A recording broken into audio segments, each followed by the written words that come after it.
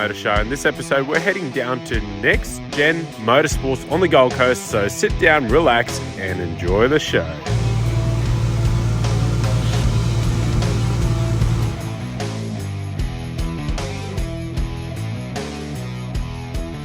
Guys, Aldo from That Motor Show. I'm here with James from NextGen Motorsports.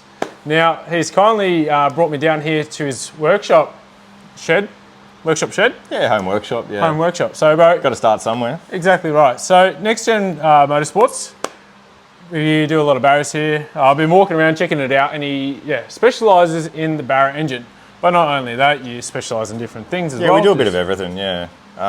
So I guess, well, how did it all come about? And it's kind of a, just started over a dinner actually. It was kind of a bit of a goof really. Like, not a lot of people know, but you know, when I left school and that sort of thing, I wasn't sure what I wanted to do. Yeah. But I always knew that growing up with cars around me, Dad always had cool cars and stuff. He had like a CV8 coupe when they first come out, the Monaro, and he had an old Tirana back in the day and stuff, and he stupidly sold them all because otherwise I'd probably have them now. But imagine that. I've grown up around the car culture in Melbourne, and we've only been on the Gold Coast for 5 years now. Me and my fiancée Grace and what do you my think? Daughter. What do you think of the Gold Coast car scene versus Melbourne? It's very different. Yeah. Mainly because of the police presence. So.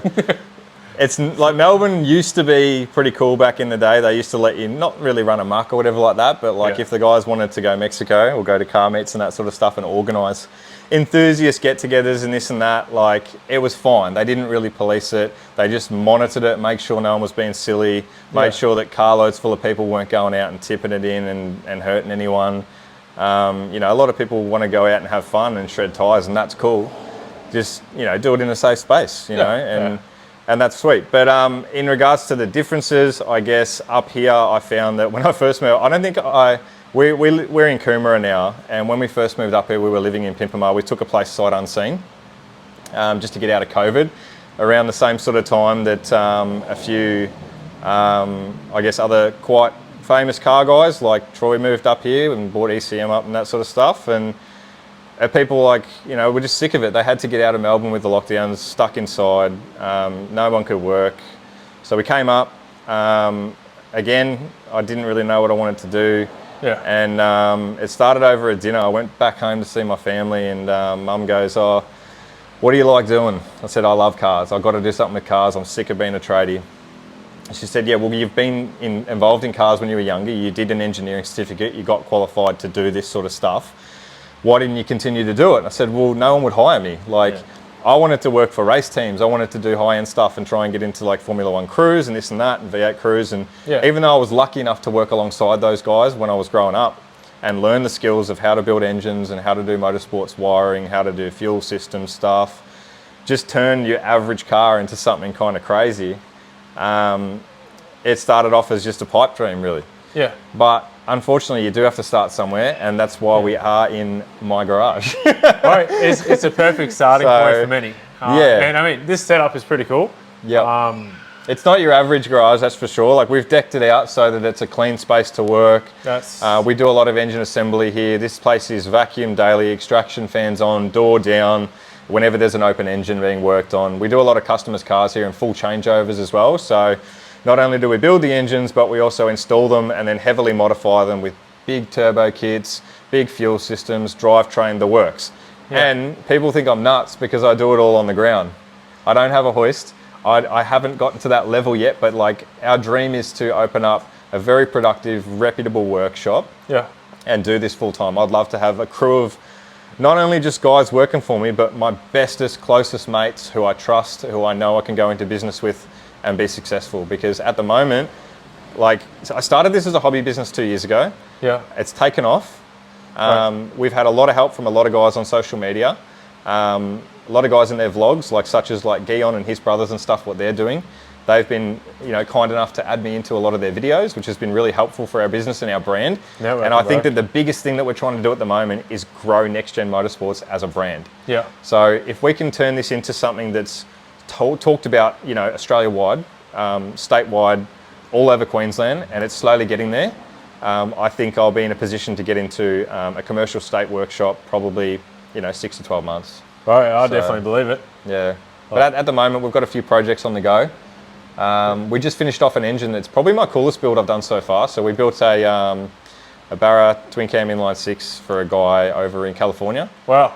And we just did the Growl Racing Motor Show with Chris and the boys. How Got to good see you was there that? too. And we had that on display, and a lot of people kind of were like, "Holy shit, who is this dude?" Because we've turned up with a 3-ton truck with a fully built 1200 horsepower race, literally finished dropping engine. You could drop the thing in, upload a tune into it, and the thing would go. It's fully built. All the lines and everything were done. It was a crate motor.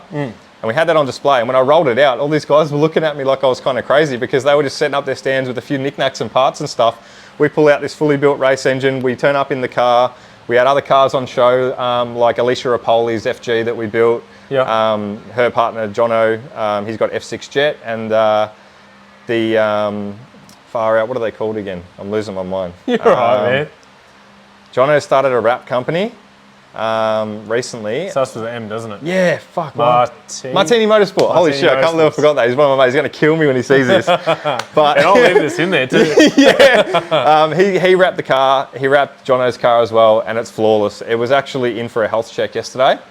So we just did a service on it, upkeep, because we do have a good meet organised tonight. So Yeah, I'm super excited for we're that. taking the car out. We're trying to take out a few full builds that we've done. So there will be a few on show tonight. And even cars we've worked on and just done services on. We'll do anything, mate. Literally, if you don't know how to change your wiper blades, come in and see us. We'll help you out. We'll teach you, we'll show you.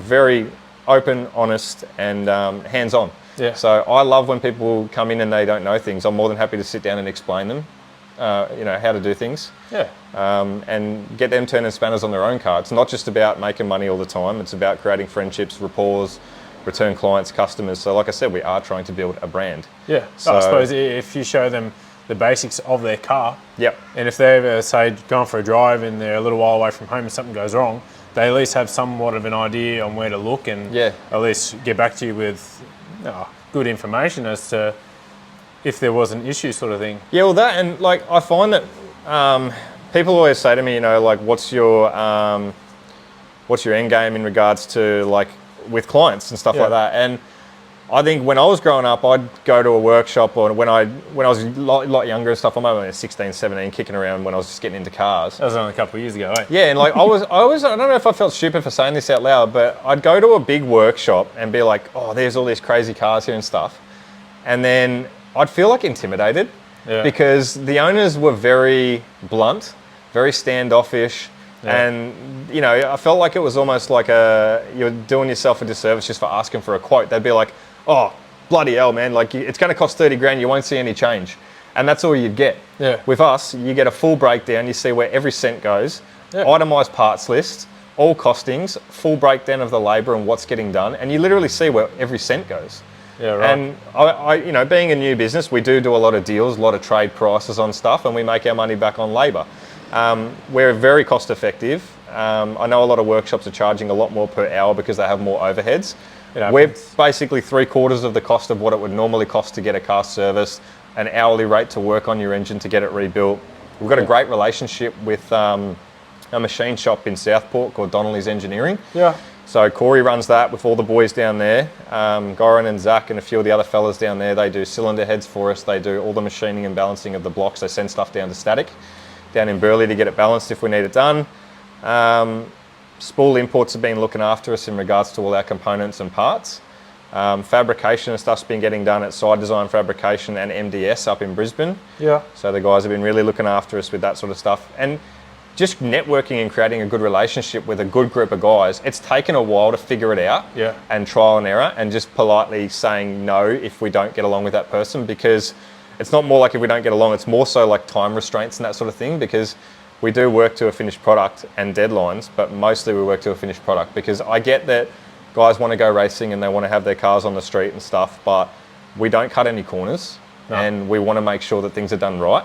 Yeah. So I've found the group of guys and the businesses and the networking and stuff so far that what we've found works for us, and it's a very affordable package. Like, for instance, the engine just here that's got the blue tape on it wrapped up, that's a finished motor for a guy named Sam. Yeah. That engine is rated capable of 1100 plus horsepower. And Wow. it cost him, realistically, I think he's only spent maybe like 12, 13 grand. All right, that's not bad. That's pretty good. Like I remember when you were first checking the price list, and not to take anything away from Atomic, because they are great. We do use a lot of their products and they really look after me on prices. But I know that their prices are a lot more extensive compared to ours for like a full crate motor or something like that. Just in regards to, I guess, the extra time it takes, because they mass produce a lot of their own products and stuff like that. So again, as soon as you get higher overheads, the prices get higher. Yes, we will have to eventually when we get a workshop, but we're still going to keep it as minimal cost as possible, because end of the day, I'm just a street kid from Frankston. I grew up in the hood back in Victoria. We're having a go. I love this shit. I've been trained how to do this shit, and you're killing it. We're having fun, man. Yeah, well, that's what it's all about. Yeah, the main thing is we're having fun. Like, it's funny because before the camera turned on, before, we're sitting there having a beer, and I was saying, like, I step out here every day. I'm lucky enough to be able to work from home. I risked it all, quit my job, and I wouldn't have been able to do that without a few kind words of advice from other influencers in the community. I know Graham from G&T Performance Engines was a big part of that. He was drilling it into me day in and day out for about 6 months. He's like, fuck this, quit your day job, that's it. Just get enough money to get it. Even if you've only got a month's rent, it doesn't matter. Just as long as you can pay a few bills and you know you're not going to be out on your ass, just fucking do it, mate, because you'll be so much happier and you'll have so much more fun.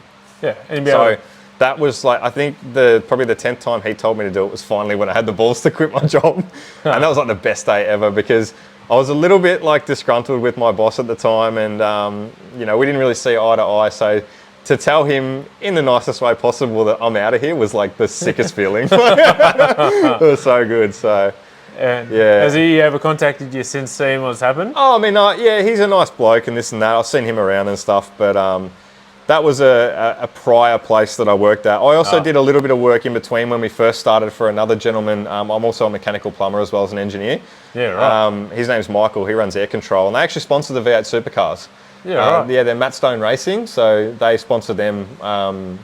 They're just another race crew, but they're sick, and he's a good dude, good driver. So small world, man. Yeah, small world, yeah. So Matt was at our Christmas party and stuff, and the boys from the V8s and stuff, they're all cool guys, and they were like talking to me about like when I was growing up, and I got to like work in a few of their workshops and stuff like that back in Victoria, and they're like, how cool is it? And they're like, they saw what I'd done and set up here, and they're like, it's like a little mini V8 shop. Like, it's so clean and neat and tidy. And I'm a big fan of these squares, G-Tools in Brisbane sell all the flooring and stuff. So the same with the boys down at ECM and Black Diamond. They Charles and the guys down there, they've done the flooring and this sort of stuff too. So it was a no-brainer to make it, and it's super clean and easy. So you can vacuum it. We can have extraction fans on and make sure it's clean and stuff when we're working in here. A clean shop, clean mindset. Because when you're pulling apart someone's car, you want to have the switched on mind. I think mindset and like clean living. That's another thing that I was sort of touch on, I guess, moving to the Gold Coast. So the Melbourne community in regards to cars and stuff was always felt a bit like a bit dreary, like a bit like flat. Up here, like dudes are up like at like 4 a.m. They're at the gym. Like I go to World Gym in Coomera now at like 4:30 most mornings. I'm having a little bit of back trouble lately, but we're sorting that shit out. And then I'll be back there a bit more. But I find like living on the coast, the lifestyle here, the weather, the clean eating and living, the non-partying sort of lifestyle. I mean, yes, people go out and they go to the Gold Coast. They get a hotel, have a bit of fun with their friends, and go out to dinner, and they go to a club or something. But like back home, I found like there was just like a lot of people who lost themselves to substance abuse, alcoholism, all that sort of stuff, and the place was really going downhill. So it was a no-brainer to move here at the start of 2020. We did it right during the height of COVID though, so it was really challenging for us. I had to take a place sight unseen on the internet, so we just basically paid bond. We had no jobs, we didn't know what we were going to do, and we just booked flights, and we're like, fuck it, like if we get arrested, who cares? Because and the army literally came onto the plane with the cops, ushered everyone off, took us into like this holding zone. We felt like we were in friggin' some concentration camp or something, and we got taken to Brisbane from the Gold Coast and put in a hotel quarantine for 2 weeks at the Ritz, I think it was, or something. Yeah. We got lucky though. We got a room with a balcony, so it was like it was all good. Just sit outside and chill for 2 weeks and eat room service. But What a strange time. Yeah, it was a strange time, man. And I know a lot of people came up and went through that shit. And during that time, that's when I sat down and really had a good think. I had my laptop as well, lucky packed that in the bag. And I sat down and I started researching, like, literally how to start a company. Yeah. What do I need to do? I've got myself a great accountant now. He takes care of all our finances and our taxes and stuff like that. And that's the sketchy It's part. my job to get up every morning, be motivated, get stuff done, and be productive and proactive. And like, we've just, last year we had a daughter. Harper's entered our life now, a 1-year-old daughter. So that's awesome. She's starting to get a little personality about herself, and you can already see she's into cars. We've got her a little McLaren, like an electric race car thing that we put her in and stuff, and take her for laps around the block. And we actually brought her home in this thing from the hospital because at the time, man, we risked it all. We put all our money into this business. We sold all our cars, but Grace was never going to let me sell this. Yeah. And we literally had to bring her home from the hospital in a 1,000 horsepower car, and we had little earmuffs for her and everything. And then we got like a family car, and we've been fortunate enough to make enough money that I was able to buy my fiance a nice Range Rover. I've got a parts car that I use as a territory runaround parts car. Things that I never thought I'd be able to achieve, but if you put it out there and you set goals, dude, friggin' the world's your oyster. 100%, and being accountable. Being accountable, 100%. That's a big understatement. Yeah. Very underrated, that statement, I think. So, if something goes wrong, I own it straight away. We've had a few breakages due to parts or making mistakes and this and that. It's going to happen, man. And it's going to happen. Like, race cars, it's a volatile business. Components do break. Yeah. People have to understand that. Yeah. But I also make mistakes. I am human. I haven't made any major mistakes. I do make sure that I'm very accountable in regards to when I'm putting these bottom ends together in these engines. Yeah. I don't particularly like having anybody around when I do it because it gives me time to sit down. You can still see my big end and main oil clearances, oil pump clearances on the board up there, journal measurements for that engine that I did, because I want to make sure that it's precise mathematics when I'm doing that. Yeah. Because using these micrometer tools, using dial bore gauges and making sure you're getting everything right, if somebody distracts me for a second and I miscalculate it, mate, it could send a rod out the block, and I don't want that for me. No. I don't want that for my customer or my mates or whoever I'm building an engine for. It'd be detrimental not only for them, my credibility, but their hip pocket mainly, and that's what I can't deal with that. I can't let someone down. We've had a couple of breakages, and when that's happened, I've literally just gone, that's my fault. Regardless if it was the part or failing or my mistake, I just own it. And then I pay for it out of my own pocket. Yeah, every time. That's all you can ask for. Hey, really, that is all you can do. That's all you can do. Really, you can either argue it, it's not going to end well. Yeah, we're non-confrontational. I don't like arguing with people. That's the way it should be. I'm firm, but like I'll also come to the party and explain to things like, and look, in the future, let's say we do have a major mechanical failure with one of these engines. I am more than happy to pull it out of their car, put it on a stand, get that person around, and we'll pull it apart together, and I'll do a full diagnostic on it. We'll work out what went wrong, and then we'll fix it. Whether or not it's a part that's failed, and all they need to do is fix me up at literally not even half the labour to fix it. Like literally maybe just buy the parts and I'll just do it. Yeah.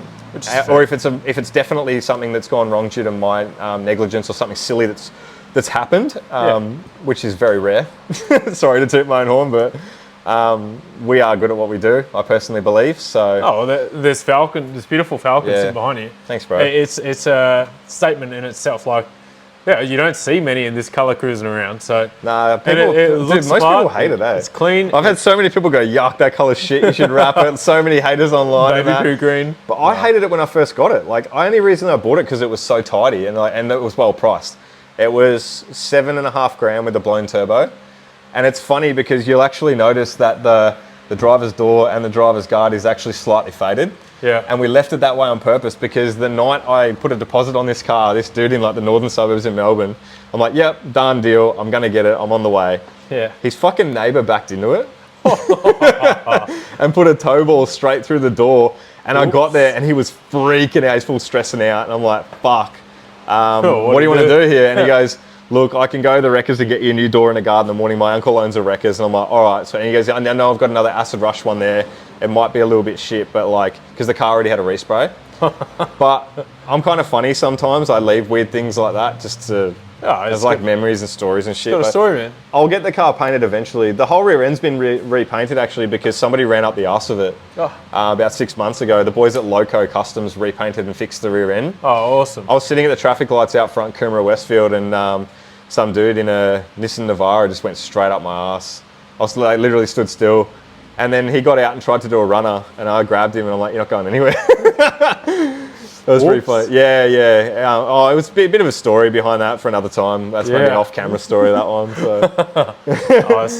But I wouldn't even tell. No, they've done a great job. They blended it all. It looks fantastic. And personally, I did say to Dane, look, when we get enough extra time and money and stuff, we'll just get the whole car painted. Yeah. That'll fix up the doors and that. And then if everyone ever wants to know the story, it's on camera now. So. Hey, pull this door and this guard off, hang it on the wall. I should, just hang them up or something. Yeah. Keep the story there. Yeah. But the car's going pretty good. So tell us a little bit about it. It's a Mark 1 2003 BA sedan. So the first of its kind XR6 turbo. Yeah. Factory turbo manual. We've swapped out the running gear for a built drivetrain. So we've gone with a TR6060 6-speed gearbox from an FG NA. It's so nice. Yeah, it's a good box. Justin's sitting over here. He's just got one in his as well that we're building at the moment. So look at his pretty little smile. Yeah, XT mock-up. So that should be sick. I got a two-piece built drive shaft done with a billet rear yoke. Yep. Yeah, change out new centre bearing, billet rear yoke, wave track diff centre with chromoly 3.7 diff gears. IMS twin bush diff hat on the rear cradle. It's a funny story behind that. I remember I got the kit and my mates were bored one night and we all ended up around here and they're like, should we rip it out and put it in? I'm like, yeah, all right. It was like 10 o'clock at night and by like 2 in the morning we were like welding on the driveway and putting it together and stuff. So then I sent the cradle off to get full Petters bush kit through the whole rear cradle. Stiffen up the rear end with some BC coilovers. Set pretty soft now actually, so we can get the thing to hook up. Initially it was too hard and the thing was just skidding everywhere, but it does go straight. So I think one of the coolest mods you can do to a sedan, FG or B series sedan, is put the IMS diff hat on it. Yeah, it stops them from literally looping. So if you want to build a roll race car or a drag car, I can't stress enough how important it is to do that. Yeah, they should have done it from factory. Yeah, really. They should have, because that weird twin single bush hat thing, they snap every time, and that bush just wears out. So that's all been changed out for, we've probably spent about, I'd say close to like 11,000 just on the underneath of the car. Yeah. I got the gearbox super cheap from a friend of mine, and now they're going for like $6,000. Yeah. Or something silly like that. So we got in early and started doing that conversion before a lot of people did it. As for the motor, it's got the original block in it, which is cool. That is very cool. The head is our FG head. We pushed some pretty big power trying out different head gaskets, and we did blow the head gasket that was in it. We were running in a Cometic head gasket trying to push over 1,000 horsepower. Yeah. Blew the gasket, lifted the head, so we swapped that out for an Atomic D-Series diesel gasket, which has got the firing emboss section on it. Yeah, yeah. Went with that, new head, Atomic stage 4 cams, piston and rod combo is Manly dome top pistons. Yeah.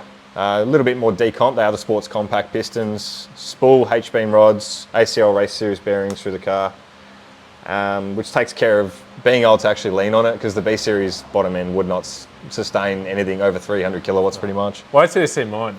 Yeah. Wait till you see it. I am keen to have a look at that car. This thing shouldn't be driving. I will have it at the Ground Racing event out at QR. I'm just going to send it. Yeah, I think we'll come out to that. That's we'll come and see Chris and the boys. That'd be sick. So. So full balance. Yep. All that. I was actually one of the last customers to get stuff done, machined up. So we built this car before we became NextGen as a promo thing to try and gain followers and grow the business, and it's worked. So at the time when we built this, Arundel cylinder heads machined the block, and so Troy did all the work. Troy's old school hot rodder. He's been in the game a long time. He's so good. So everything was machined and balanced there, and then I assembled the whole car, assembled the whole engine. Yeah, and now we've been through a couple of different turbochargers on the car, just trialing different stuff. So originally I had a low mount 3584, 66 mil. A lot of guys do it on the street. Yeah. That lasted 5 minutes, And then and then we ended up putting You yeeted that one out. See you later. See you later. I wish I'd have known Brandon at Side Design Fabrication before I went ahead and bought a 6-boost manifold. Not to take away anything from 6-boost, but knowing him, seeing his product, how good it is, and then knowing the cost of his manifolds, they are virtually identical. And I would have gone with one of his manifolds, which we are going to change this one out to a Pro Mod style eventually. Yeah. But at the moment, we're running a 6-boost, a new gen style manifold. It's the V-band style, which is the new rollover elbow. Just for position, it does make the turbo sit a bit nicer. Yeah. We're running a G45 turbo. We did run a 42 previously. Yeah. Pulsar turbo, super good product, fucking awesome. I have heard a lot of good things about them. Yeah, like, really good. Bang for buck, really. Bang for buck's a no-brainer. Yeah. Don't get me wrong, like Garrett's a good turbo, Yeah. Honeywell's a good turbo, Precision's good, but I cannot justify $6,000 for a G42 when you can spend $1,400 Yeah. and get pretty much any big banger, big frame turbo from Con or from James. Yeah. Like, no brainer. I think he did a massive deal. I'll tell you off camera what I paid for this turbo, you'll laugh, but he did a big deal on that one. So G45 Pulsar turbo, Turbo Smart 60mm wastegate. We've got Atomic NASCAR valve springs, so 110-pound valve springs in the car.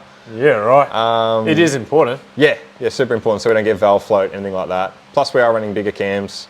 We still retain VCT, which is good because it's not so aggressive on idle. It doesn't idle over 11,000 RPM. It's quite nice on idle at the street when you pull up. Whereas if you do the lockout, it is a bit aggressive. Yeah. Your car revs at the lights, this and that, and sometimes they stall out unless they're tuned up really well, which Clinton Profile tunes all our cars anyway. He's done a good job. Yeah, either that or you go see the boys at Force Performance or go see Scotty Hoffman. They're all good guys, good tuners. So. They all are, man. Yeah. There's always going to be that little bit of rivalry between all of them. Yeah, I mean, Matt at Precision, he's starting to tune now too. They've got a dyno there. They're pumping out cars, doing a really good job. So even he's got to start somewhere. Bro, with tuning. I talk to Matt quite a bit, and he's just like he goes, dude, trust me, you're going to end up with your shop. It's going to work. Everything you're doing it right. So having the feedback from everyone's been really overwhelming. Positive. You get the occasional hater, but anyone who's actually doing something who's not getting hate, they're not really doing anything. Oh, exactly right. You know, so it's funny. I put a post on my Instagram yesterday and said you miss 100% of the shots you never take. Yeah. So it couldn't be any more true. Yeah, I couldn't agree with that more. So you've done very well for yourself, man. So we're having a crack. If you want any work done, slide into our DMs. I slid into his DMs and look where I am. We don't advertise yet, but I am looking into Facebook ads. I'm looking into Instagram ads. Yeah. At the moment, we purely use social media to gain followers, to talk to clients. We use Facebook Messenger for contact. Hit us up our mobile, give us a call. Everything's on the Instagram page. And if you see us out, come and say hi. Like, you want to go for a lap in the car, come and say hi. Like, it's meant to be fun. We are still street guys. We are real street. We like getting out, having fun. Yeah. No prep racing, I think, is where it's at. Oh, definitely. It's roll racing and no prep is by far the I'm in love with that shit. It's the biggest form of motorsport in the world currently. It's so good, I think bro. so. It's taken over. Move out Formula One, here we go. TK Texas, bro. Like those boys. That was mega. That was mega. Like hectic shit there. So, Yeah. If you're around the Gold Coast at the moment, you might actually see Dan Rue running around at the moment. He's in town at the moment, I think. I might have to have a dance off. He was at the casino having a dance off with Will McCoy the other night. So. Bring it on, man. Yeah, pretty funny. I'm keen. You've for 2 years. Not 2 years. 2020 was what 4 years ago now. Yeah, but you've been doing this 2 years now. It's blown up. Yeah. Yeah. Oh, and that's hard work and dedication, and I just want to do something that I love, and that's what we're doing. That's all. And I've met so many cool people. I've met meeting intimidating people, bro. Like CEOs of crazy businesses, like multi-millionaires, and they're looking at me going, dude, give me the thumbs up. I'm like, holy shit, like this is epic. Like, and like Justin off camera here, like I met him purely through cars and stuff, you know what I mean? And now he's become one of my closest mates. Justin will be my head apprentice when I get my workshop. He will then probably end up being workshop manager. Like, these are the people I want around me, people I know and trust, and people I can teach, and people who are already capable. you know, and love it as much as we do. So that's the biggest part. If you love something, you'll ace it. No 100%. problem. All day long. Like, no matter where you started, where you come from, if you've got a true passion and love for it, you'll make it. No problem. Yeah. But we're heading out soon. If you want to come for a drive, we've got a car meet on this afternoon. We're doing that. We're be sick. Yeah. I'll drive the Micra and you can drive this. Oi. Let's do that. Yeah. I don't know if you could handle the horsepower on the little Micra. As long as the handbrake works, we're all good. Oh, it works all right, man. It works. Some say I should actually put the... I miss my Hyundai Getz. That thing was fun as hell. Little front wheel drives, man. They're thankful bike. Sick. You can play with them. It's great. Yeah, honestly, and guys like you, I love your channel. I love watching your roll racing interview nights and stuff like that. So thanks, bro. Thank you for approaching me and helping me get out there as well. So I'm all for it. Like you said before, the community, watching people enjoy doing what you're doing, and then having a chat to you, asking if you can come along, do that sort of stuff. Yeah. I'm all for community, man. Like, that's me. I love cars. And I love engaging with people that love cars. You can clearly see it in the way you do it and the love you've got for it too. So you're like a kid in a candy store at Rolls and stuff. It's so sick. Some people tell me to stop smiling so much, but I'm like, I can't. I genuinely love doing what I'm doing. Oh shit, oh shit. yeah. I mean, we've done it, and I want to share that experience with a lot of people. So if you want anything done, if you've got a cool Falcon, if you don't have a cool Falcon, we'll do whatever. It doesn't matter. Mainly people think we only specialise in Barras because we have one. A lot of people are attracted to that particular setup, so we can give them that. So that's why I've got literally 5 Barras sitting here to build. But it's a good platform, we do V8 stuff too. Like I've done a few XR8s, I've done some 5.7 litre V8s who guys have done turbo kits for and this and that. Yeah. I used to have a lot of Skylines too, so I love a good Skyline. One day I'll get my GTR 32 back. I know my mate's still got it, so hopefully if I offer him enough money, one day I'll get it back. So shouldn't have sold that car, but we've all got that one car we never should have sold. So this is why we never. When things were tough and we were first starting out, I thought about selling this and building another one, and my partner said, "No fucking way, you're not selling that car." Yeah, so definitely glad we did, but here we are. So thank you. It's pretty. Thank you for coming to see me, man. No, James, anytime, guys. NextGen Motorsports, that motor show. How cool is this? I'm privileged. I feel lucky. Thanks, I do. bro. I really do. This is mind blowing. I love it. Seeing behind the scenes of everything is awesome. This is why I do what I do. Yeah, it's good. All right, we'll wrap it up there. Thanks, brother. Nice, done deal. See you next time. That was good. That was good. That was easy. You're a natural, right? Thanks, bro.